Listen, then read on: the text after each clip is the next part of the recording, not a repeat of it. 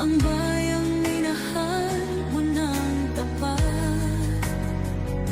Hindi kailanman lilimot sa iyong hirap.